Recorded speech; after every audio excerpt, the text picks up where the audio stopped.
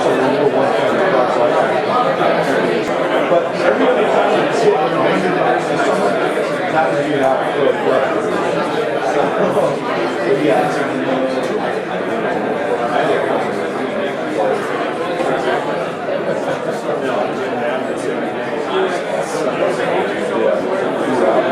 Yeah, I mean, just, ride off, get out of it, get in cold, get back down to the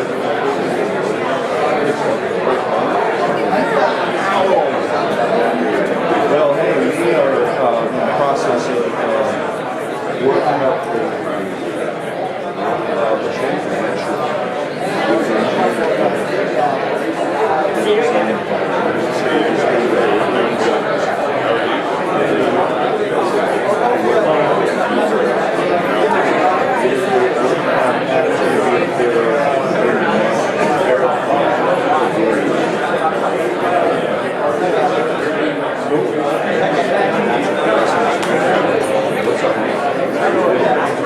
Good morning, 1 million covers. We're about 2 minutes out, so if you'll take a seat, we'll get started. It's been here 6 nights.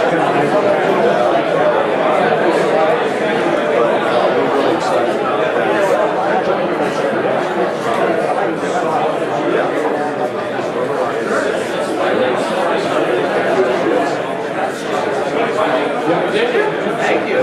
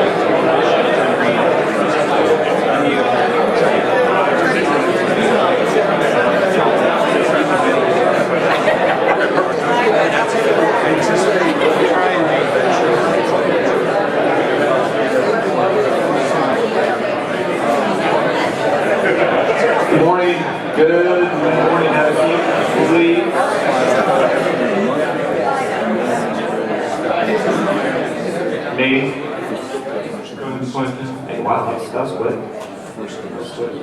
Hey, Jake, can you get the door? Thank you.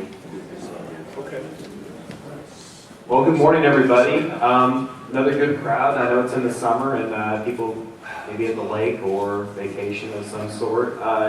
Quick raise of hands. Who's a first timer today? Awesome. We still got some people for first time coming in. This is awesome. Kind of some quick housekeeping items. Bathrooms are to the right when you walk in, so please do that. With the meeting spaces, please keep them at a minimum, because I know a few of you like to meet afterwards. There are other businesses that operate in this first floor, and we need to keep the noise level to a minimum because they are working, and I know many of us are trying to do the same. So if you can, it's nice outside. Go hit up some other coffee shops that are around here, East Corner, Reverie, Espresso to Go. Go check out those businesses. They're local, support them. Do that. And another thing is we have the Twitter handles for everybody who's going to be presenting today. So please, if you are social, check them out and use hashtag Something's Brewing ICT. My handwriting looks like a 5-year-old, so I apologize for that. Ken wanted me to use this joke. I'm going to use it anyway. I wrote you comedy gold and you throw me under the bus like that? Well, I don't know if I'm going to butcher it. Because, it's hilarious. Let's just make Wichita coffee. No. It's on the wood. No. All right.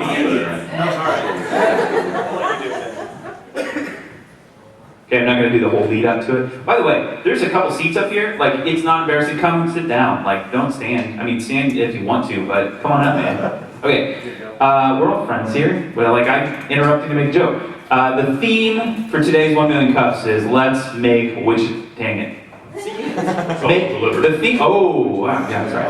The theme. Here we go. Third try. This is. I bet they love this at Kaufman Foundation right now. 1 Million Cups brought to you by Kaufman Foundation. The theme for today's 1 Million Cups is let's make Wichita coffee again. Yes. That was funny, right? That was funny laughing. And also, I don't know if you guys noticed, but we have Nitro Joe's back. So I see if you guys haven't thanked, let's give a round of applause for that. Round of applause.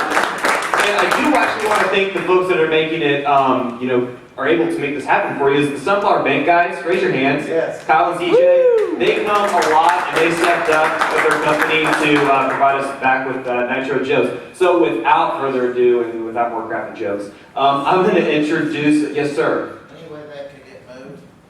Oh, I'm on it. he's on it. I got this. Thank you. That's a great question. That's a great question. Most of the questions aren't that good. Okay. All right, now we're ready to go. So without further ado, I'm going to introduce Ramsey with Wichita eSports. Let's give him a round of applause.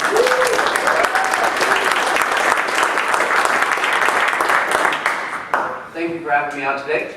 I am with Wichita eSports.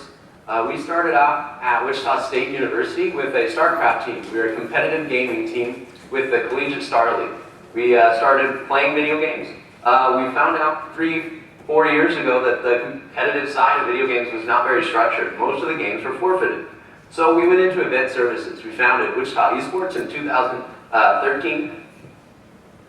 This is the eSports kind of as it stands. Mark Cuban said this quote, that it's poised for growth a week before he bought himself an eSports team.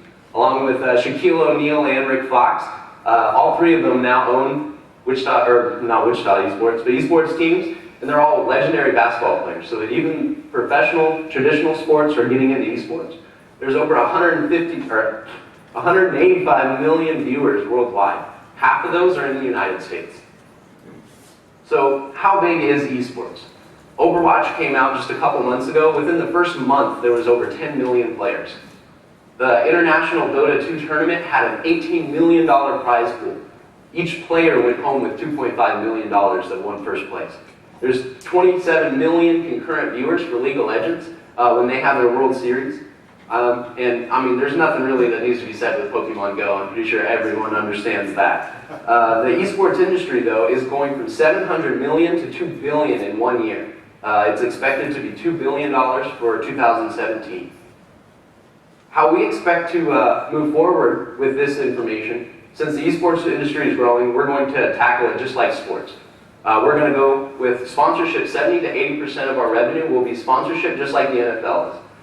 We want to get sponsors to support our events, that we throw tournaments, and with that, we'll have charging participant, spectator, and vendor fees for the tournaments. We'll also be able to use our event services for other activities and conventions, so that we'll be able to do game rooms and side activities. And then we'll also have broadcasting rights for these events, so that we can work with news stations to keep them currently informed. So what would a sponsorship be like for Wichita eSports?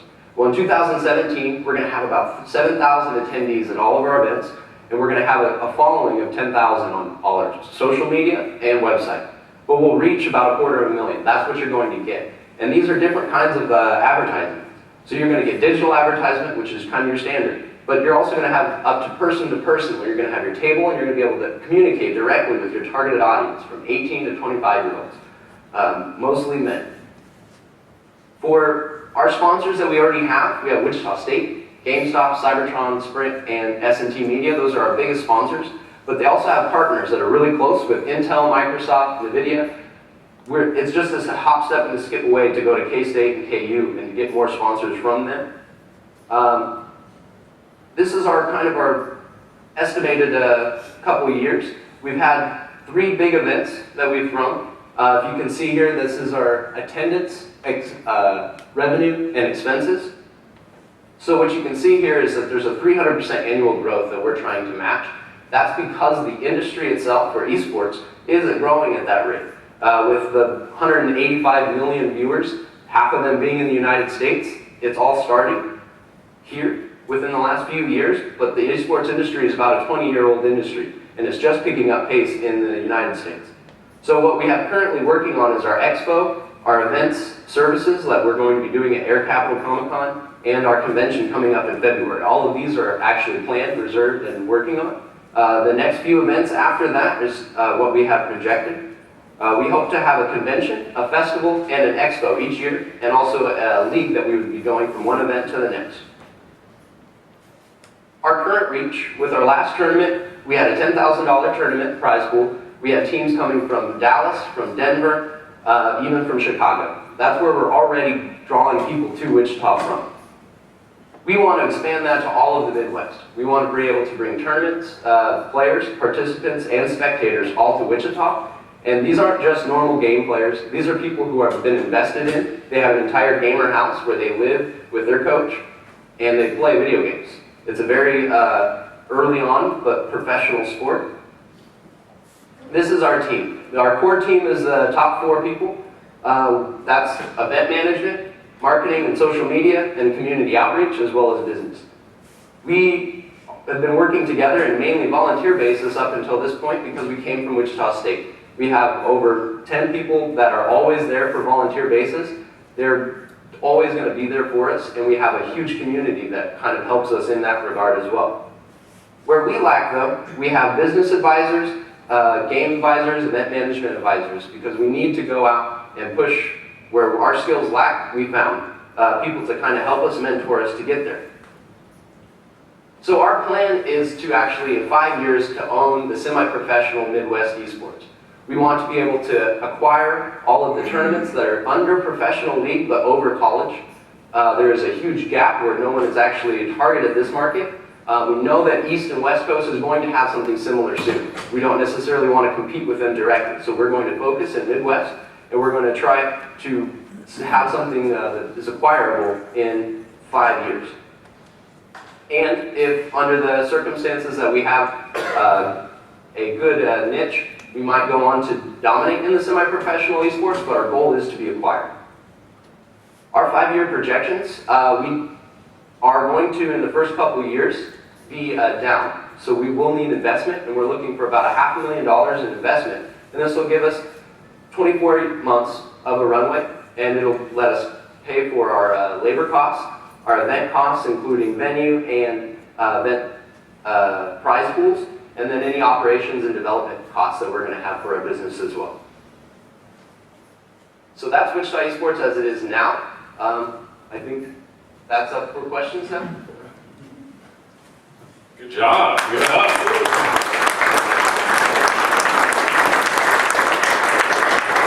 As you know, at 1 Million Cups, we always have a question and answer, so please raise your hand. I'll have a mic. I think Jacob might have a mic, so just let us know and we will bring it to you. Any questions? Dave? So you said, in a great presentation, by the way, that's awesome. You're fairly young, so that was stellar. But you guys have been doing this a number of times. You've had a couple, events already to this point. You have revenue coming in, and what are you looking for? I mean, what's the next step? Obviously investors, but you already have revenue on that. Are there any programs or other opportunities you're looking for, or what's your particular investor type? Kind of some of that. Tell me about that. So we are looking to start our league and a second event. We currently have a convention and expo that we do annually. We want to increase to 3 events a year, and then have a league started so that they can play a season out of the year. So we're definitely looking for sponsors and investors who are looking towards targeting marketing 18 to 25-year-olds. We have a very strong niche market there. We have a personal relationship with those that audience. So anyone who's kind of in that range is who we're targeting. In terms of programs, we're looking forward kind of to grow our business at the moment. We're trying to scale now. We have our MVP. We have a way that we've proven that people are coming out to play video games from all over the country. Now we just want to grow it and stimulate it. So a lot of us are not very familiar with e-games. I would love to hear, I see that you're making money. I would like to know why people are paying you money, and then what you charge per person, and which events are the most profitable, if a league would be more profitable, just some of the mechanics. Okay, definitely. There is Easily over 8 video games that we participate in now, and with Pokemon Go coming out just within a few weeks ago, that's something that we're adding on already. We are going to have a Keeper of the Plains event there. We're going to have vendors at that table. When we go to a game like League of Legends, that's a 5-player team, and they play against other teams. So when you talk about a 16 bracket tournament, you're talking about over 80 people with 80 computers. So it's very hard to throw a computer tournament together, but we have all of the equipment that we have bought, so we have LAN equipment to run a tournament. In terms of all the video games kind of act differently, but they're all on the PC or console, which gives us an advantage so that we can easily throw multiple tournaments in the same spot. It's not quite like traditional sports where you can't necessarily use a soccer field for football. We can use all the same stadiums together, and that gives us an advantage. You'd have to definitely go out and try some of the video games. Elon Musk said everyone should be playing Overwatch. It's a competitive rock, paper, scissors type game. So it's not just a video game, it is, will test you mentally. I think that's something that most people kind of stay away from just because it's video games. You don't want to get into it, but how many people have played Pokemon Go since it's come out? You just try it, and you want to, you just try it and get into it, and there is something of value there.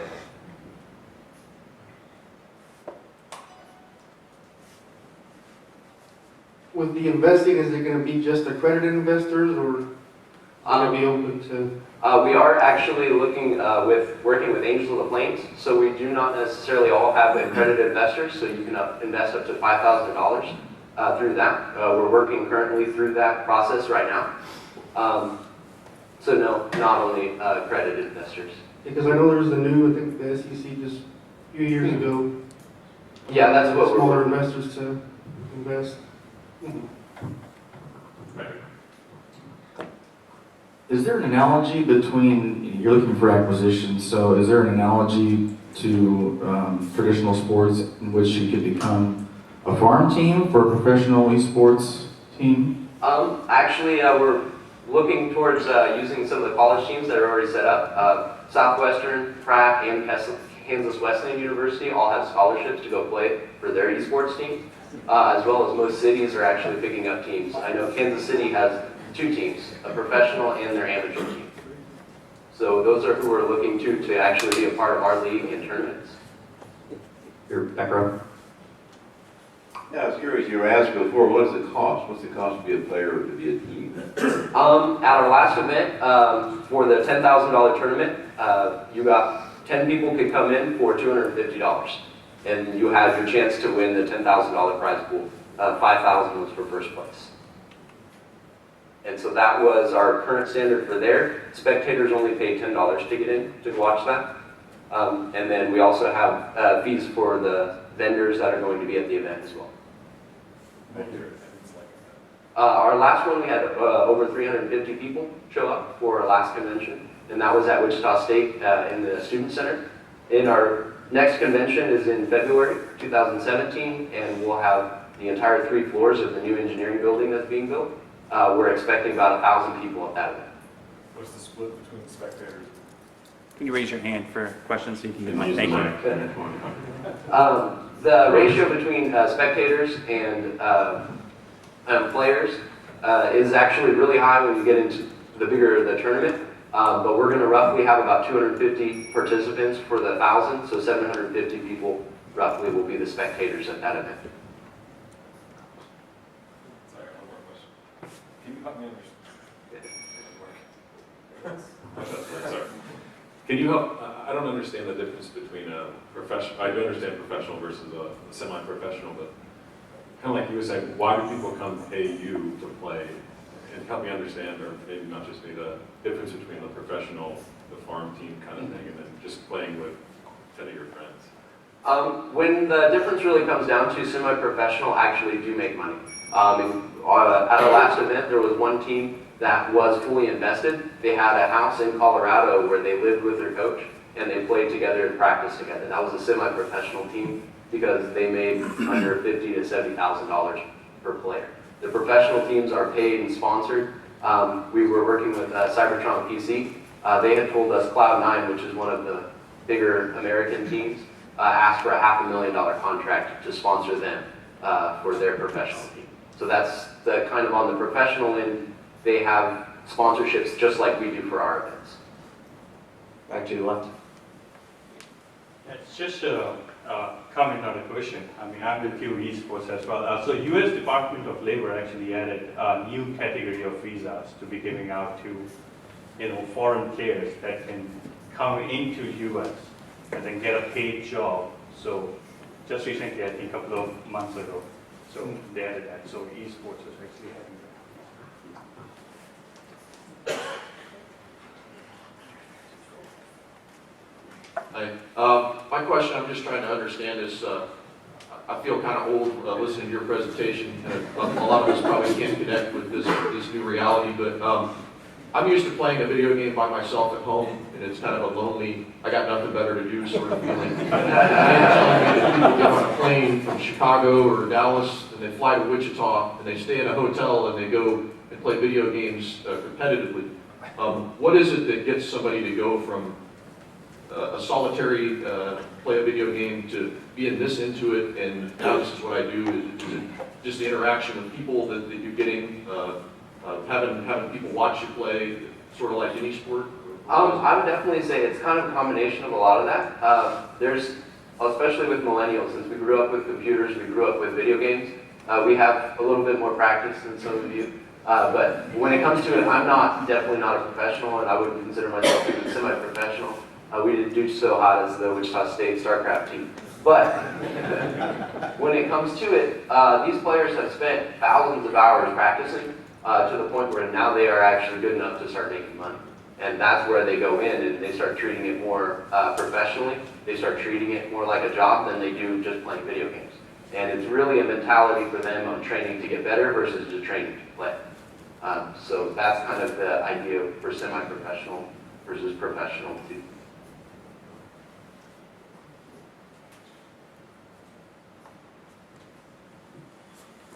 Can you tell me the name of the game Elon Musk told us to be playing again? It's Overwatch. Yes.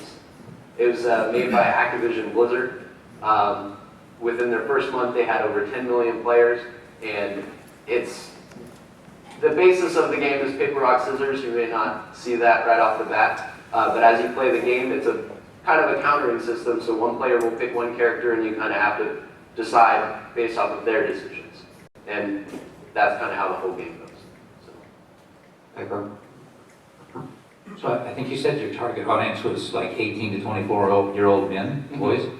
Do you have any plan to reach kind of below that to get people a little bit younger to start feeding them into this?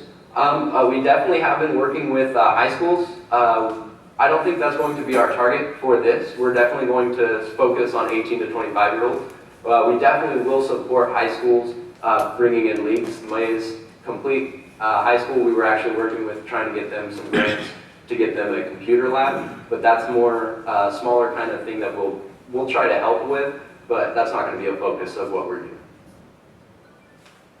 Can I ask a question? I have a two-part question, actually. The first one is, would you say that the esports really took off once most video games were multiplayer and multiplayer over the internet?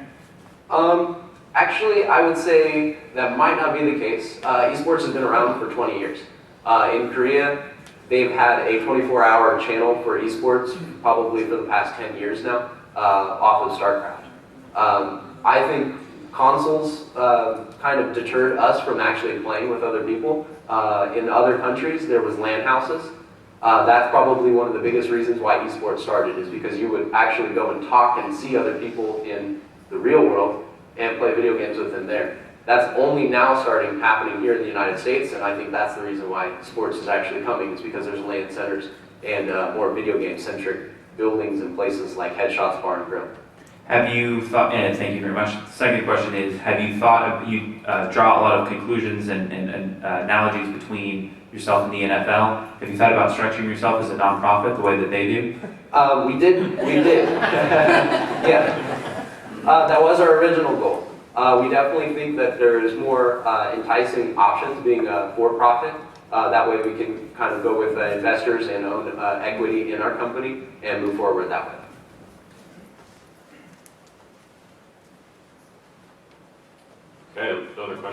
last question is, what does the community can we do to help you? I would say we've gotten a lot of support from the community already. These are the people who've already sponsored us, who've helped us, and who've pushed us along. We want to ask again, though, we need more help to do this. These are the people we partner with, and we give back to them by trying to provide as much as we can. And so this is a relationship that we've built. I think when you support us, you're supporting all of these businesses. So support local, and make sure that you're going to actually be able to push forward for some of these Wichita initiatives. I think that's what we're looking for, and we definitely want to keep pushing forward with the support. Only 3 of these companies are actually out of Wichita, the rest are part of Wichita. And so we want to continue that growth and not necessarily reach out. We will have to reach out for money and sponsorship outside of Wichita, but I think we can do this as a Wichita community. Awesome, good job.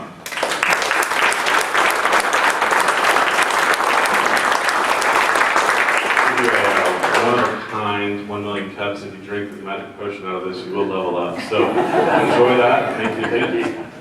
We do have a quick announcement from Ben Hutton. We've all been looking forward to this, holding our breaths, and just be very excited. He's going to talk for just a minute. Without further ado, I will bring up your presentation. Hopefully it works. It should. Here we go. So I believe that leadership matters. It's leadership that created what we're sitting in today, the Million Cups movement. It's leadership that's creating the eSports gaming industry. It's leadership that is going to lead our city into the future that I believe we have together. And so I'm passionate about leadership, and I believe that everybody is a leader. In your home, in your church, with your kids' sports teams, or in your business, you're a leader. And so the question that I have for you, the question I ask myself is, what am I doing, what are you doing to make sure you're doing that well? Why are you a good leader? Are you a good leader? And so I wanted to tell you about an event that's going to be happening in Wichita on August 11th and 12th called the Global Leadership Summit. This is an event that was started 20 years ago by a church in Chicago, actually, that was asking a lot of questions about how do we get better at leadership. And it's grown to the point where on August 11th and 12th, 500 sites across North America will watch this event, simulcast, a couple 100,000 people. And so it's a big deal. We've hosted it in Wichita for a number of years, actually at a church on the west side. But this year, we'd like to make it a community-wide event, and so we're moving it downtown to Century 2. So we've got the convention hall. So far, we've got about 1,200 people coming. We'd like to get that up to 1,500, and so we hope that you'll consider joining. To make all this happen, we've had a lot of help, and so businesses and churches and people from all across our community have jumped in and helped with volunteer time to help organize the event or given money so we can advertise it. Hopefully you've seen some of our billboards or Facebook advertisements or things online. So this year, just to give you a little taste, they've got a great lineup of speakers. So some of them that you might know, Alan Mullally, who was actually here in Wichita as a leader of Boeing for a while, but most recently led the turnaround of Ford. Others that you would recognize would be Melinda Gates, leader of the Bill and Melinda Gates Foundation, John Maxwell, and then some others from the faith community that have been shown great leadership in their churches. And so I guarantee that the 2 days that you will invest in this will be worth your time. And the monetary investment is actually pretty low. And so the normal street price for that is about $200 right now. But for the Million Cups attendees here and your organizations, we put together a special rate of $99. And so if you take a picture of this slide or pick up one of the pamphlets in the back of the room, you can register at that top website, pathwaychurch.com/summit, to get that special rate. If you want more information about the event, there's a video at leadwichita.org that'll introduce all of the other speakers. So I really hope to see you there. We've found a lot of excitement and momentum in the community around this. I think it's going to be a good thing. Thank you.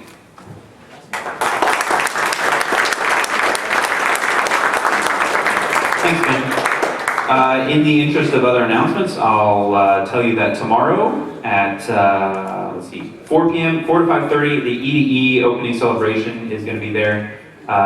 Jacob and team have been working on that pretty hard, so make sure, oh, there he is, and you too. So make sure you go to that. And Then Sole Purpose 3 is coming up July 30th. That is, if you were here, I think a month ago, they presented at 1 Million Cups. It's a sneaker convention. It's going to be really cool. Make sure you go to that too. July 30th, looks like all day there. And then one more that I want to pull out to you is Applaud Her. That is an event by Women Who Code in Wichita, celebrating, unless I'm wrong, nope, Women Who Code. It's they're highlighting women who've shown great leadership, and in the interest of events and leadership, I think that's a great one. I'm just pulling all these off my phone from startupwichita.com. If you want to know more of these events, because there's a ton of them that I'm just scrolling right by, you too can go to startupwichita.com with a special introductory price of free to find out all the events. And if you have an event that you'd like us to share or you'd like other people to see, you can post it there at startupwichita.com. Without any other further ado, I'd like to bring up ICT Joint Muscle to present.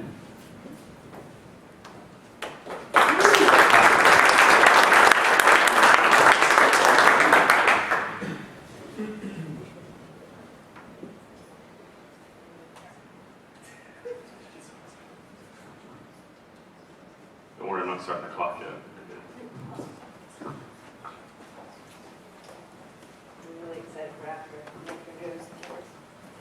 Hello everyone, thanks for coming out. We are ICT Muscle and Joint Clinic. I'm Rachel, this is Keith. We opened our clinic in February, so we're about 6 months old. We're pretty excited to hit that mark. We are chiropractors by education, but we'd like you to think of us as your movement and rehab specialists. We think that most of you probably have an idea in your head when someone says the word chiropractor. Maybe it means you go and get adjustments, maybe they put some eStim pads on you, send you on your way. We are more of a non-traditional approach, so we would like to share with you a little bit about why. Testing. Perfect. There we go. So I want you guys to take a second and think about your body as a vehicle. If your body was a vehicle, would you imagine yourself as a souped-up Ferrari going 100 miles an hour, like you want to be high performance? Or maybe you're a little bit more low-key, more chill. Maybe you want to be just a cruiser going down the road. Maybe you're neither one of those. Maybe you view yourself more as a truck, like you're getting ready for the heavy workload for the week. And depending on how you view your body will help guide us through your treatment goals for your health, wellness, and performance needs. So this is kind of our treatment continuum. Each of these circles represents a technique that we are well versed in. We don't have time to go over each individual, so if you see one that stands out to you, feel free to ask questions. But we'd like you to look at these as tools in our toolbox. So depending on your performance goals, what type of car you want to be, we will assess your specific condition and plug in those different tools to treat you as best as possible.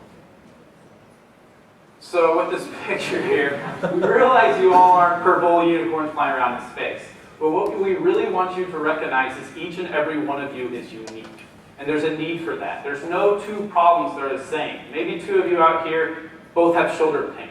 But the cause of your pain and what the movement flaw is going on that needs to be addressed and fixed are going to be very, very different. You can look to your left, you can look to your right.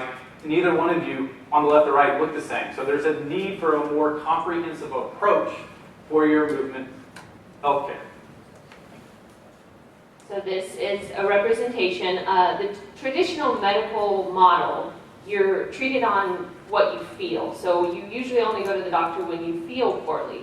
Well, as you can see, your aches and pains are just what's above the surface, and that is not indicative of what's below the large iceberg that's about to hit the Titanic, or the cause. So we use the continuum we showed earlier to, take some time, figure out what is causing your problem, so that we can fix it with an integral approach.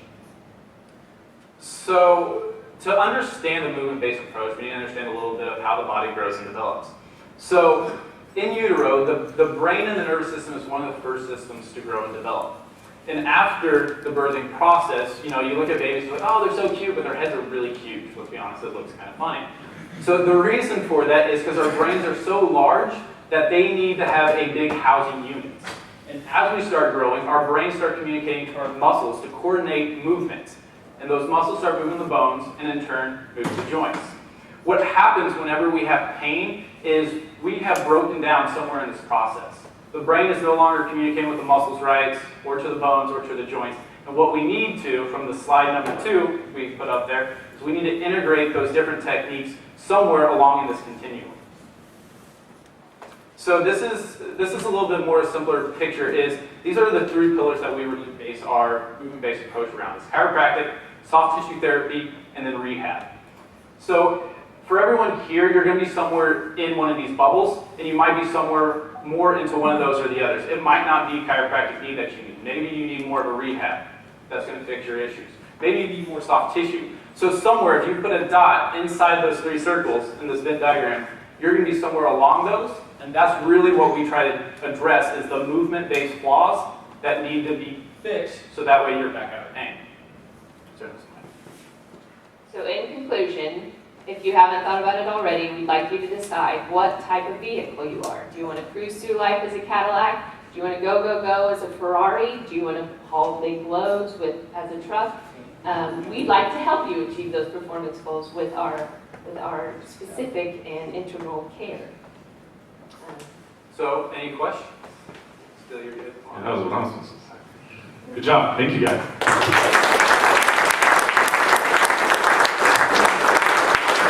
Dan, raise your hand if you have a question, and we'll come to you. Any questions?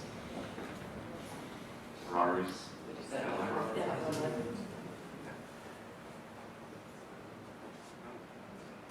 You're all hybrids. They're quiet until the very end. Would rehab also be known as physical therapy? Yes. Yeah, so a lot of times you'll think of physical therapy with physical therapists, but we're also board certified in physical therapy to perform that. And that goes back to, I'll slide back as fast as I can. This here, a lot of those approaches in there are what you would traditionally think as exercises, which is physical therapy. It's just all play on words. Yeah. So we really appreciate innovation here at Wake Up, so I'm just going to give you guys a softball. How do you feel like your company is innovative in your field? Yeah, so I'm trying to think of where it talks about 2% of business people are innovators, and then there's like the next 6% are the followers. And we're not, and I'll be honest with you, we're not technically the innovators. There are clinics out throughout the country and other parts of the world as well that try to integrate this principle. What we're really noticing is there's not a big approach like this here in Wichita. And so that's where we're really trying to bring this approach and this idea to Wichita, that there is a more comprehensive approach to what your pain and your limitations are.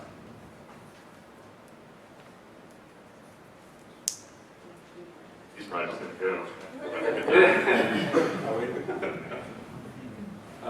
So a couple questions. One, do you guys deal with chronic pain management? Because there's a ton of patients out there who need that. And 2, who pays for it? Like, so does insurance pay reimburse for what you're doing with CMS? Let's start. Yes, we do take most major insurance companies. We like to say that our care and the outcomes aren't dictated by how you pay us. So, whether you take insurance or whether you bring your insurance or not isn't as important to us. But we do deal with chronic pain. A lot of stuff, I feel like some of the techniques that we use are whole body minded. So like the movement patterns that you mentioned earlier, I think that incorporating that stuff like body awareness with the brain helps, because pain is something that the brain interprets. So if we can help change how it interprets that, then maybe the person can be less pain or less frequent, things of that nature. I do a lot of running, and I've seen you guys have a lot of the runs around town. Talk to me about your community involvement. Yeah, so great question. So we're at a 5K, 10K, a lot of different market events, maybe a couple times a week, weekend, or once a weekend. So we really go out to those kind of races, and we do complementary soft tissue work, which is really ART, if any of you guys have ever heard of that, which was invented by a chiropractor, and it's ART chiropractor is in all major sports now. The inventor of it is with the Denver Broncos, so apparently, they're not doing too bad out there. So yeah, we provide soft tissue work at races, complimentary for free, and for any runners. And we also, we were at a yoga studio about a month ago, or 2 months ago, and then we just presented at Orange Theory Fitness. So we love to educate like, that's kind of our thing. We want people to know that there's an option. So, you know, maybe they've been to a chiropractor before, maybe they didn't have an awesome experience. We want them to know that there are different options. Like, you know, maybe you don't like your medical doctor, a lot of people will switch. We want people to know that you can do that with your chiropractor as well. Hi, can you walk us through your first appointment? Yeah. So the first appointment is roughly 45 minutes to an hour. It's pretty long and it's pretty in-depth because a lot of times with movement flaws, it's not just local to that one area. There's always like a cascade of events. So the first visit, underlying problem. The first visit will do a lot of different assessments. I want to see the way you're walking. If you're a runner, I want to see the way you run. Like we have a treadmill in office. If you're a lifter, I want to see the way you're squatting. I want to see the way you're deadlifting. Because a lot of times you might not have pain right away with that, but maybe it's later on the next day. Sorry, I'm losing my mic here. So we really want to address those type of problems. So we'll do neurodynamics tests. We'll palpate the joint, see if that's the problem. We'll palpate the soft tissue, see if that's a problem. And we just do a lot of movement assessments to see what we need to redo. Because the big thing with us is we really love and focus on a rehab. We really pride ourselves on that. Because if you cannot change the movement pattern that's causing your pain, it's for nothing almost. It's lost. Like you can do soft tissue work and it's great, but it never addresses the underlying problem. It's just getting to the pain itself. So it just needs a more comprehensive approach. So other than the educational aspect of your spreading the word, I guess, do you guys have an identified next step as far as what you need to do to continue to grow and succeed here in Wichita? Well, we were pretty excited to meet overhead. That was definitely a goal of ours.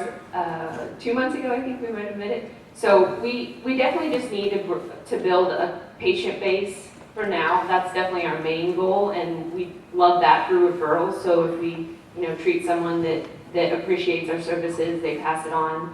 I would say that's our first goal. We need to, comfortably be able to pay the bills. But I mean, like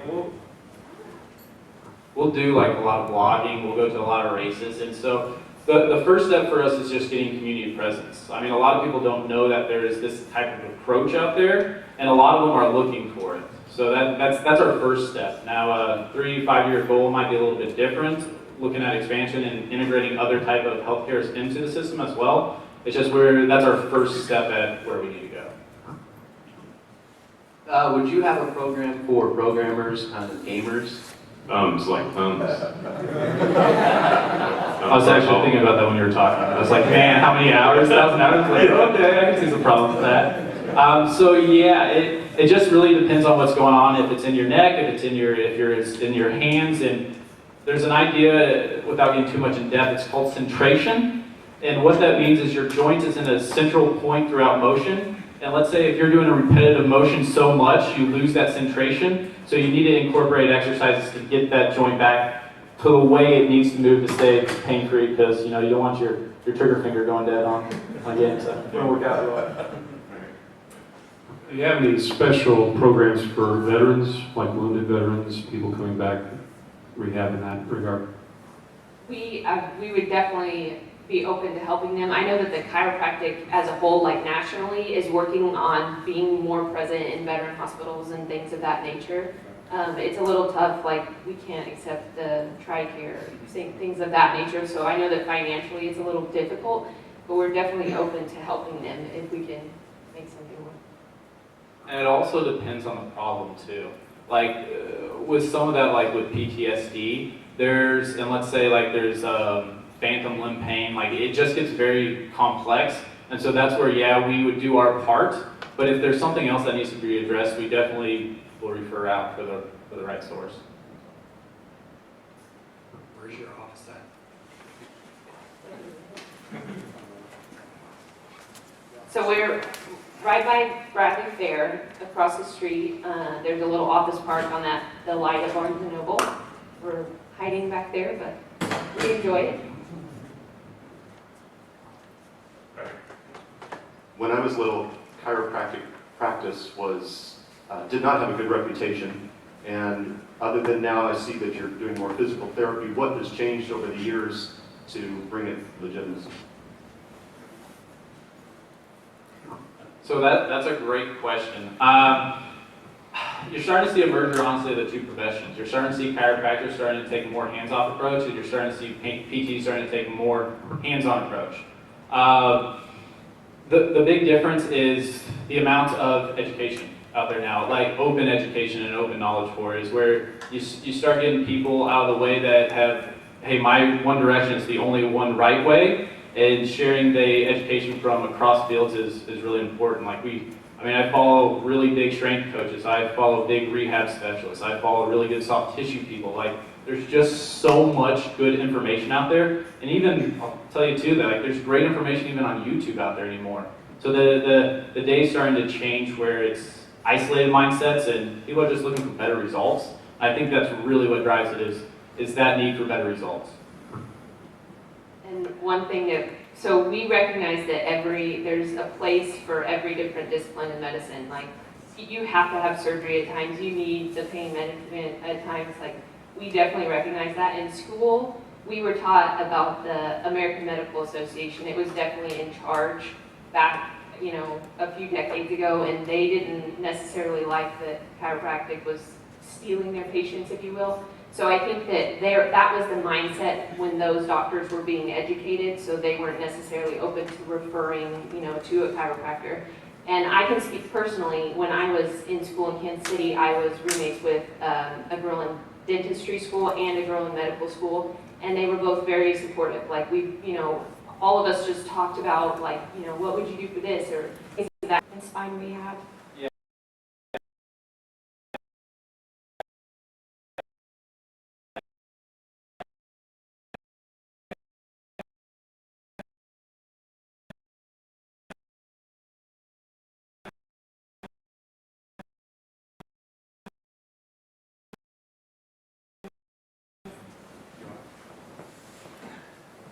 So that's with Stuart McGill. He's one of the foremost leading experts in lumbar, low back biomechanics.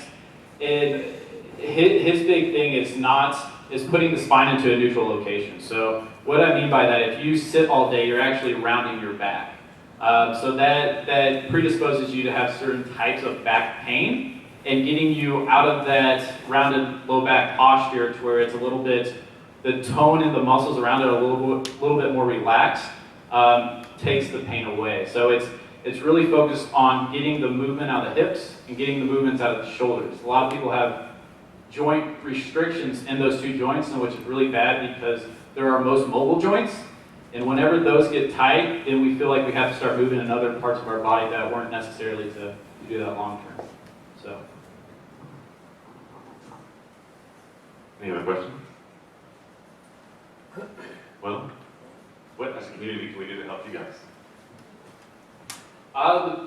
Like I said, we're still working on community presence. So, if you guys know anyone or any family member, friend that is looking for a more complex or comprehensive approach, we have brochures and cards here. Come up, take one. We love that. Follow us on Twitter. Follow us on Facebook. We try to write a lot of stuff ourselves to educate Wichita, and we try to really post other people as well that are very high up in their profession and very well known, and to give you guys just better information. So that would be one of the biggest things. And another thing is we're always looking for other really good healthcare professionals to co-treat with, because sometimes it's out of our spectrum and they need to go somewhere else. And so if you know any MDs, DOs, people that are looking for other healthcare providers that have the same mindset, let them know, and we'd love to sit down and talk with you personally or your friend or family member that might be one. Thank you. You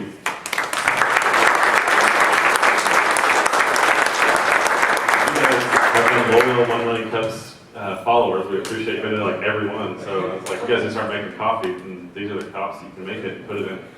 You just go pick it up at Reverie and you grind it back there. So we'll show you how. Pretty easy. So and those will keep your lumbar straight. So if there's a roller, yeah. So that's the end of 1 million cups for today. Please come back next week. We have some awesome presenters. Go to the Leadership Summit. There'll be some awesome things there as well. So thank you again, guys.